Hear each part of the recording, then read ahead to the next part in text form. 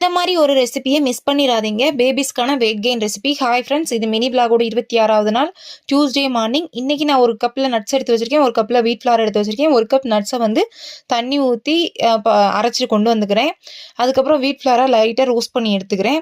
அதில் தண்ணி ஊற்றி கொஞ்சம் கொஞ்சமாக மெதுவாக கட்டி இல்லாமல் கிண்டிக்கிட்டே இருங்க. 15 மினிட்ஸ் நல்லா கிண்டி எடுத்ததுக்கப்புறம் அதோட நம்ம அரைச்சி வச்சுருக்க நட்ஸையும் சேர்த்து கொஞ்சம் கொஞ்சமாக ஆட் பண்ணி கட்டி இல்லாமல் கிண்டி எடுத்துக்கோங்க.